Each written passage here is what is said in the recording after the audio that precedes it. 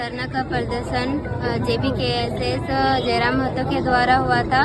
उनके द्वारा मुख्यमंत्री को प्रेशर दिया गया और उनके मुख्यमंत्री को प्रेशर देने की वजह से मंत्री जी चंपाई सोरेन मंत्री जी आए और उनके द्वारा मेरे भैया को नौकरी नियुक्ति पत्र दिया गया। और कितना मुआवजा मिला? 15 लाख। अच्छा, ठीक है, धन्यवाद।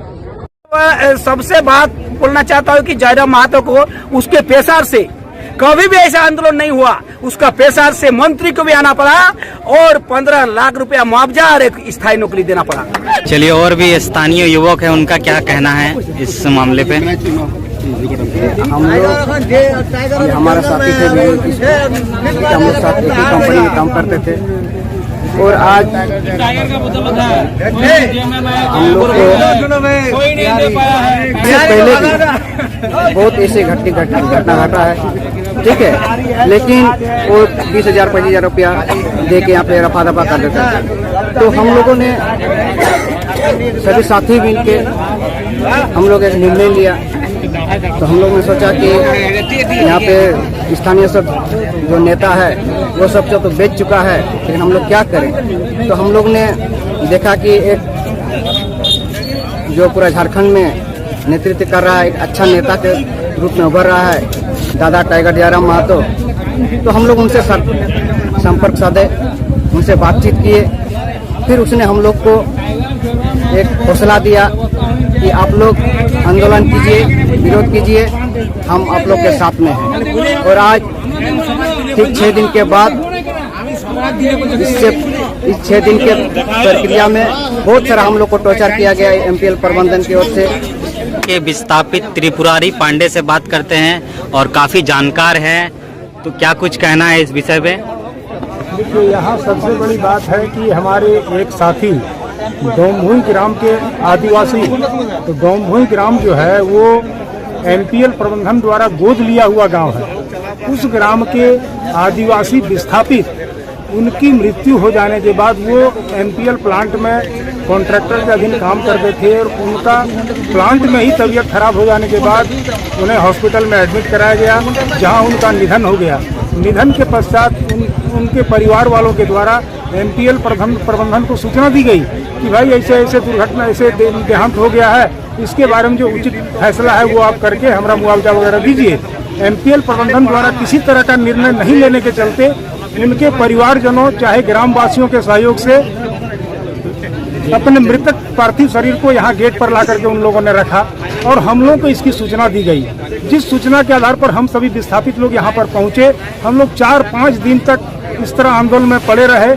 प्रथम दिन जिस दिन हम लोगों ने आंदोलन को प्रारंभ किया, हम लोगों का सहयोग JBKSS के केंद्रीय अध्यक्ष श्री जयराम महतो के नेतृत्व में हम लोगों ने आंदोलन को शुरू किया और उनके देखरेख में ये आंदोलन इस तरह के चरम सीमा पर पहुंचा। उनका इतना अथक सहयोग रहा हमारे विस्थापित मजदूरों के लिए कि हम लोग जीवन भर उनका ऋणी रहेंगे।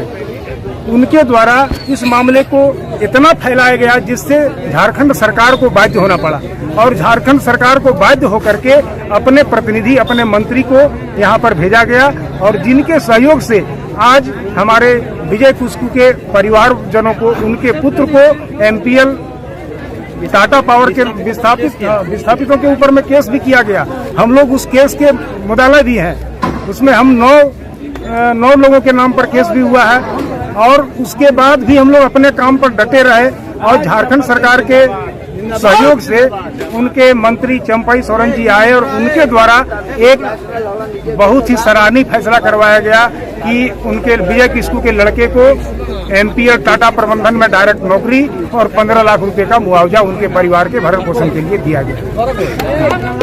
मैं इसके लिए प्रथम धन्यवाद श्री जयराम जी को देना चाहूँगा। ये जो हमारे विजय किस्कू थे, जो आज हमारे बीच नहीं रहे, वो उनके ही परिजन, मैंने उनका बेटा राजू किस्कू हमें फ़ोन किए कि चचा अब हमारे पिताजी नहीं रहे। तो हमें तो ये संज्ञान था कि विजय किस्कू तो ये MPL में जो इंडोल कंस्ट्रक्शन है उसमें काम करते थे।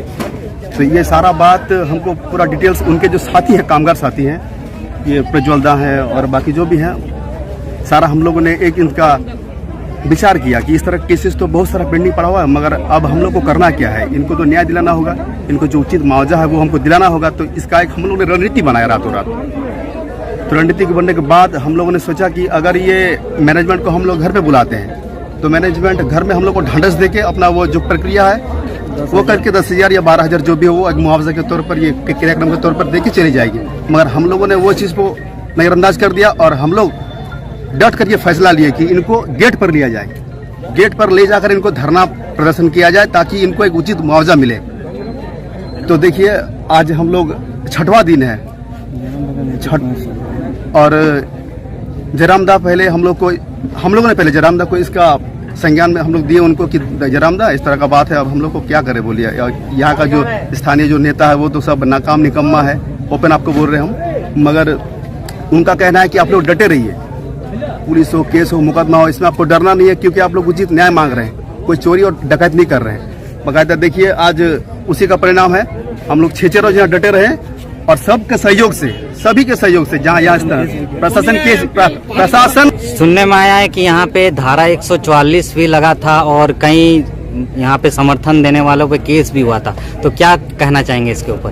देखिए ये तो 144 है ना, ये ढांढस से कुछ नहीं, और ये यहाँ के मैनेजमेंट और यहाँ के जो प्रशासन है सबका ये सब मजदूर को दबाने के लिए सब ये लोग ढोंग करता है, ये सब कुछ नहीं है। देखिए जब ये बात ऊपर तक पहुँचा, यानी जब सरकार तक ये बात को हम लोगों ने पहुंचाया तो देखिए ऑटोमेटिकली 144 क्या, ये तो 144 क्या, ये तो ऑटोमेटिकली छूट गया और हम लोग स्वतः यहाँ घूमते रहे और हम लोग डटे रहे।